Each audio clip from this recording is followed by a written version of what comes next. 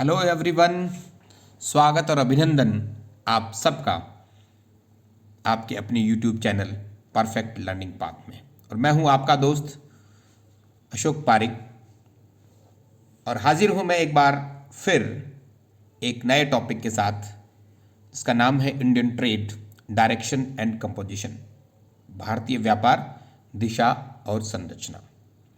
Video शुरू करने से पहले सबसे पहले मैं आप सभी लोगों से क्षमा प्रार्थी हूँ कि ये वीडियो काफ़ी डिले हो गया, बहुत लेट हो गया है। काफ़ी दिनों से मैंने कोई वीडियो नहीं डाला। अब ये इसी संदर्भ में ये निर्णय मैंने किया है कि एवरी संडे यानी कि प्रत्येक रविवार को 8:30 एक नए प्रति संडे को प्रत्येक रविवार को शाम को 8 बजे एक वीडियो आवश्यक रूप से आपके साथ मैं प्रस्तुत होऊंगा, एक वीडियो के साथ जिसमें नई जानकारियां, नए इसी प्रकार के नए विषयों के साथ मैं हाजिर रहूंगा। तो अब हम सभी लोग प्रत्येक रविवार को रात को 8 बजे मिला करेंगे। तो आज जो टॉपिक है, इससे पहले हमने जो चर्चा इसमें हम कर चुके हैं, इंडियन ट्रेड क्या है, भारतीय व्यापार, उसका कॉन्सेप्ट क्या है और उसका जो इंडियन अभी वर्तमान में जो इंडिया का जो ट्रेड का जो इंपोर्ट और एक्सपोर्ट की जो रेट है वो किस तरह से और उसका क्या एनालिटिकल एनालिसिस है, वो सब हम कर चुके हैं। लेकिन एक जो बहुत बड़ा टॉपिक इसमें रहता है विषय, वो है दिशा और संरचना, यानी कि डायरेक्शन और कंपोजिशन। जो इंडिया का ट्रेड का जो कंपोजिशन और डायरेक्शन है, उस पर एक बड़े प्रश्न काफ़ी बार इसमें पूछे जाते हैं। अमूमन हर एक एग्ज़ाम्स में ये वाला क्वेश्चन ज़रूर पूछा जाता है, स्पेशली अगर MCQ वाले अगर एग्ज़ाम है तो निश्चित रूप से ये प्रश्न आता ही है। इसलिए इस बारे में हम सबको अवेयर होना ज़रूरी है। तो चूंकि अभी नया इकोनॉमिक सर्वे आ गया है तो 2020 का, तो इसमें जो डेटा इस्तेमाल किए गए हैं वो नया इकोनॉमिक जो सर्वे है 2020 के लेटेस्ट डेटा है। ये अभी इकोनॉमिक के हमारे लेटेस्ट डायरेक्शन और कंपोजिशन को बताएगा। वीडियो शुरू करने से पहले मेरा आप सबसे आग्रह है कि अगर आपने इस चैनल को सब्सक्राइब नहीं किया है तो प्लीज़ इसे सब्सक्राइब कर लें, ताकि आपको नए इसी तरह की सारगर्भित जानकारियां और एनालिटिकल व्यूज़ आपको मिल सके। वीडियो को पूरा देखिएगा क्योंकि इसमें सभी इन्फॉर्मेशन जो हैं वो आपके सभी के लिए उपयोगी हैं। अंत तक जो भी इन्फॉर्मेशन मिलेंगी वो सारी बहुत इंपॉर्टेंट रहेंगी, इसलिए वीडियो को अंत तक देखिएगा और पसंद आए तो इसे लाइक और शेयर ज़रूर कीजिएगा। तो दोस्तों शुरू करते हैं आज का video, direction and trade, direction and composition of Indian trade. Direction का मतलब क्या है?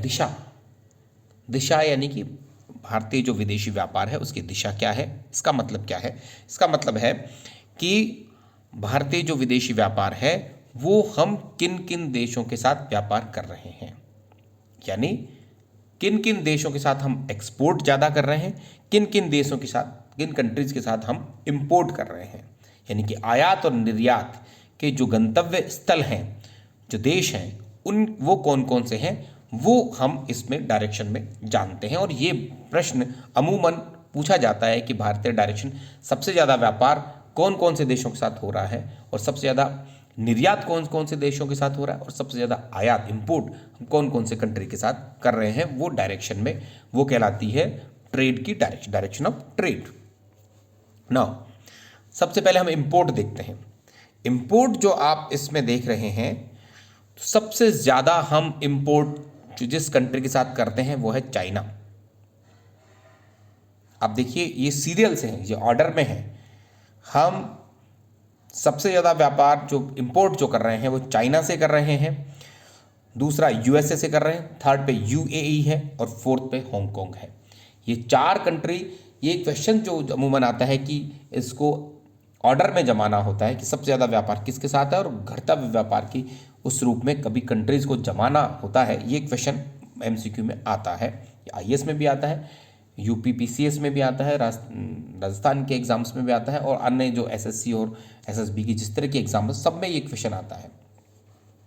तो इसका जो भी डायरेक्शन जो हमारा है वो है China, USA, UAE and Hong Kong. ये 4 हमारे बड़े मेजर कंट्रीज, सबसे कंट्रीज है जिनके साथ हम इंपोर्ट करते हैं, लेकिन सबसे ज़्यादा इंपोर्ट हम चाइना से कर रहे हैं।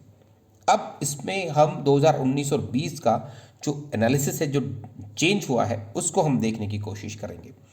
2019 में चाइना के साथ हम सबसे ज़्यादा व्यापार कर रहे थे और उसका शेयर था 14.5%, यानी 14.5% कुल आयात का हम चाइना से कर रहे थे, जो सबसे ज़्यादा था। 2020 में ये बढ़कर 17.7% हो गया। यहाँ ये इशू इम्पॉर्टेंट, मैं एक आर्थिक पक्ष रखना चाह रहा हूँ विषय का, वो ये है कि 2020 में चाइना का बायकॉट किया गया, स्पेशली सरकारों के द्वारा भी बायकॉट किया गया कि हम, ये हमारी अपील की गई आम जनता के साथ कि हम चाइना से वस्तुओं का बहिष्कार करें, चाइना से आयात नहीं करें, उनकी वस्तुओं का इस्तेमाल नहीं करें। बावजूद इसके ये चाइना से हमारा इंपोर्ट बढ़ रहा है। इसका कारण ये है कि यदि, क्योंकि मनुष्य जब अपना खर्च करने की जब बात आती है तो वो हम हमेशा रेशनल बिहेवियर है एक कंज्यूमर का, ये इकोनॉमिक्स का बेसिक लॉ है कि consumer is a rational person. जब रेशनल है तो वो अपने डिसीजन रेशनली लेगा, यानी कि जहाँ वो प्राइस देखेगा, किसी भी चीज़ को खरीदने से पहले उसकी कीमत ज़रूर देखेगा और जहाँ कीमत कम होगी वहाँ से वो वस्तु खरीदेगा। यानी कि आपकी क्वालिटेटिव चीज़ या कोई भी चीज़ अगर कीमत कम में मिल रही है तो हम उस चीज़ का वहीं से ही परचेज करना पसंद करेंगे जहां वो चीज़ कम कीमत में मिल रही है। तो चाइना की जो प्रोडक्ट्स हैं उनका चलने का कारण सिर्फ ये है कि वो, उनकी कीमतें बहुत कम हैं और कीमत कम होने के कारण उसकी डिमांड ज़्यादा है और वो अपनी वस्तुओं को अधिक मात्रा में बेच रहा है। तो इमोशनल चीज़ें जो है उनसे भी भारी हमारा आर्थिक जो पक्ष है, रेशनल जो पक्ष है, जो इकोनॉमिक्स का बेसिक फंडामेंटल है, वो प्रिवेल करता है। ये बता रहा है चाइना के साथ हमारा बढ़ता हुआ आयात कि यदि आपको व्यापार बढ़ाना है तो आपकी क्वालिटी को अच्छा करना होगा और कीमतों को कम करना होगा। यानी कि आप जब तक आप कीमतों को कम नहीं करें, कॉस्ट इफेक्टिव प्रोडक्शन नहीं करेंगे, तब तक आप मार्केट में नहीं रह सकते। ये स्पष्ट संदेश चाइना के साथ हमारे बढ़ते हुए इंपोर्ट का, जो 2020 में गिरना चाहिए था, ये एक अपील थी सभी लोगों के, इसके बावजूद बढ़ा है।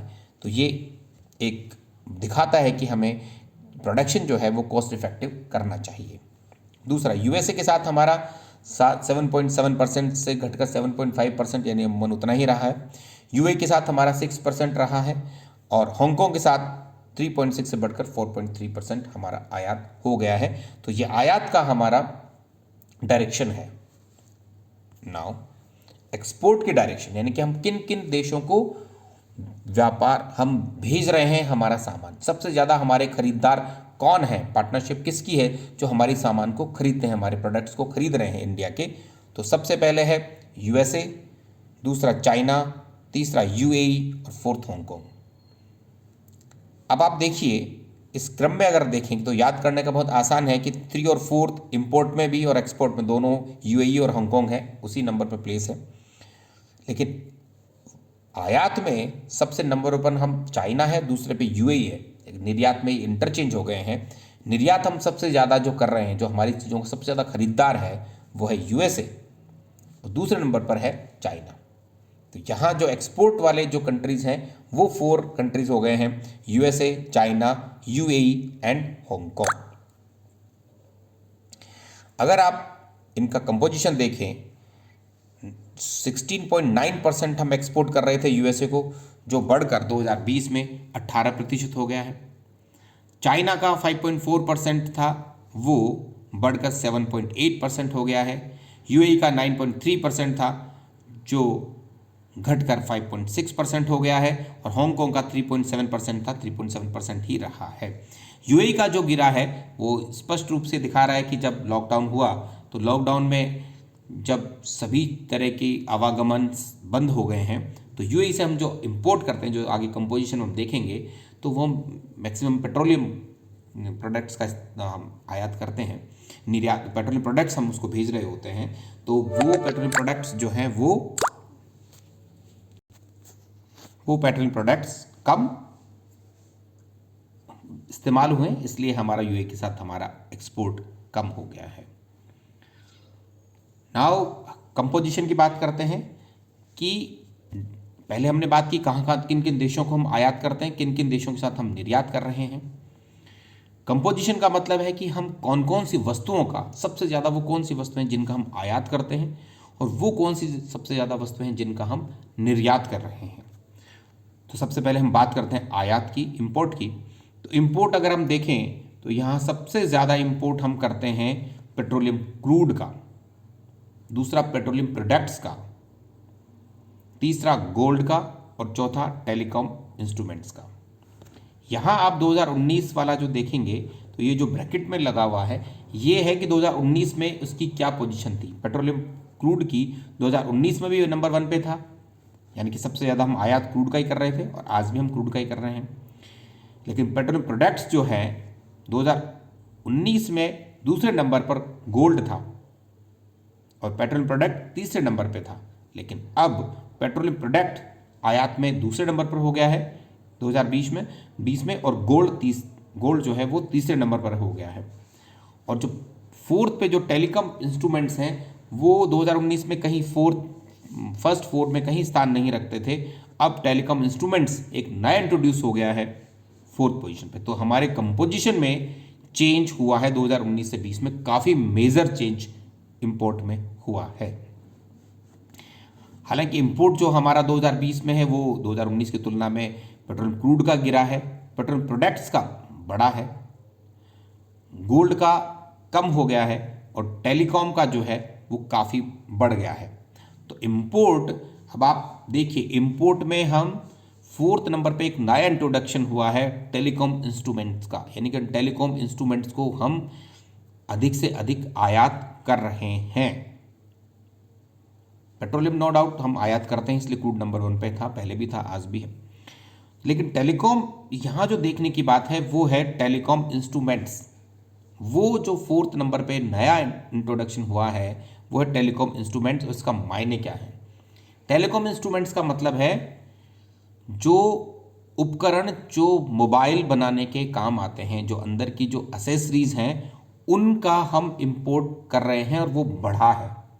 इसका मतलब क्या हुआ? इसका मतलब ये हुआ कि इंडिया में जो मोबाइल्स हैं जो असेंबल हो रहे हैं, यानी कि हम टेलीकॉम इंस्ट्रूमेंट्स का इंपोर्ट करते हैं, फिर यहाँ पर वो मोबाइल असेंबल होते हैं, तो वो असेंबल होने के लिए, यानी कि असेंबल जो हम कर रहे हैं मोबाइल्स का, उसके लिए जो जिन पार्ट्स की ज़रूरत है उनका हम इंपोर्ट बढ़ा रहे हैं। इसका मतलब हम अधिक मात्रा में असेंबल कर रहे हैं मोबाइल्स को, यानी कि मोबाइल का अल्टीमेट जो प्रोडक्शन है, फाइनल प्रोडक्शन है, वो हम इंडिया में बढ़ा रहे हैं, बहुत भारी मात्रा में वो बढ़ रहा है। ये प्रश्न जो है वो इस तरह से आपके एग्जाम्स में आ सकता है। ये कथन और कारण के क्वेश्चन आते हैं कि एक स्टेटमेंट होता है, उसके फिर रीजंस दिए होते हैं। तो स्टेटमेंट ये है कि भारत में 2020 से टेलीकॉम इंस्ट्रूमेंट का इंपोर्ट बढ़ा है, स्टेटमेंट है। इसका रीज़न नीचे दिया जाता है कि भारत में मोबाइल का निर्माण घट रहा है। अब ये प्रश्न आपसे पूछा जाता है कि इसमें स्टेटमेंट दिया है, दूसरा रीज़न है, क्या ये स्टेटमेंट और रीज़न दोनों सही हैं या गलत हैं, और क्या ये इसकी व्याख्या सही कर रहा है? ए गलत है, बी सही है, बी फॉल्स है, ए राइट ट्रू है। इस तरह के क्वेश्चन आते हैं। तो आप यहाँ अगर हम देखें कि टेलीकॉम का जो इंस्ट्रूमेंट है उसका इंपोर्ट हो रहा है, ये कथन बिल्कुल सही है, स्टेटमेंट इज ट्रू। दूसरा रीज़न ये दे रहा है कि क्या इसका मतलब ये हुआ कि इसका कारण ये कि हमारा जो है मोबाइल है उनका प्रोडक्शन घट रहा है इसलिए हम आयात कर रहे हैं? नो, ये फॉल्स स्टेटमेंट है। इसका मतलब है कि टेलीफोन मोबाइल्स का प्रोडक्शन बढ़ रहा है इसलिए इंस्ट्रूमेंट्स को हम इंपोर्ट ज़्यादा कर रहे हैं। तो कथन स्टेटमेंट ये होगा कि टेलीकॉम जो इंस्ट्रूमेंट है उसका हम इंपोर्ट बढ़ रहा है, ट्रू। रीज़न कि इंडिया में मोबाइल का प्रोडक्शन बढ़ रहा है, ये रीज़न भी ट्रू, दोनों ट्रू होंगे। इसके अलावा कुछ आता है तो हमको उसी हिसाब से क्वेश्चन करना है। लेकिन इसको समझने की ज़रूरत है कि इंस्ट्रूमेंट्स हम मोबाइल का नहीं बढ़ा रहे हैं, यहाँ हम क्या इंपोर्ट बढ़ रहा है? टेलीकॉम इंस्ट्रूमेंट्स का, इंस्ट्रूमेंट मतलब जो उसके पार्ट्स जो उसमें काम आ रहे हैं उनको बढ़ा रहे हैं। पार्ट्स क्यों हम खरीदेंगे? क्योंकि हम प्रोडक्शन बढ़ा रहे हैं, इसका मतलब मोबाइल की प्रोडक्शन बढ़ रहा है। नाउ तो एक तो इस तरह का क्वेश्चन आएगा। दूसरा आपको इसको ऑर्डर में जमाना पड़ेगा। सबसे ज़्यादा हम इंपोर्ट किसका करते हैं? तो नंबर 1 पे पेट्रोलियम क्रूड, नंबर 2 पे पेट्रोलियम प्रोडक्ट, नंबर 3 पे गोल्ड और नंबर 4 पे टेलीकॉम इंस्ट्रूमेंट्स। ये हमारा जो है सीरियल है इंपोर्ट का। Now export. एक्सपोर्ट हम कौन कौन सी वस्तुओं का कर रहे हैं सबसे ज़्यादा? तो नंबर 1 पे है पेट्रोलियम प्रोडक्ट। पेट्रोलियम प्रोडक्ट हम इंपोर्ट दूसरे नंबर पर कर रहे हैं, हम एक्सपोर्ट भी कर रहे हैं। यानी कि जो प्रोडक्ट्स, जो पेट्रोलियम के बहुत सारे प्रोडक्ट्स हैं, तो कुछ प्रोडक्ट जो हम नहीं यहाँ बना पाते उनका हम इंपोर्ट करते हैं, कुछ प्रोडक्ट हम बनाते हैं उनका हम एक्सपोर्ट करते हैं। सबसे ज़्यादा एक्सपोर्ट हम पेट्रोलियम प्रोडक्ट्स का ही करते हैं और वो गिरा है 2019 से 2020 में 13.5 से घटकर 8.8% हो गया, लेकिन आज भी वो नंबर 1 पे है। Perl and precious semi stones, इसका जो हम दूसरे नंबर पर एक्सपोर्ट करते हैं, यानी कि जो जेम्स एंड ज्वेलरी ये जो जिनको बोलते हैं जिस तरह के स्टोन्स हैं उनका हम प्रेशियस और सेमी प्रेशियस स्टोन्स हैं उनका हम एक्सपोर्ट करते हैं। 2009 में 7% था, घटकर 5.5% हो गया लॉकडाउन की वजह से और डिमांड कम होने की वजह से, लेकिन आज भी वो फिर भी वो सेकंड नंबर पर वो ही है। थर्ड पे ड्रग, जो 5% था ड्रग का, वो बढ़कर कितना परसेंट हो गया? 7.1%। और आयरन स्टील का 3% था, वो बढ़कर हो गया 4.4%।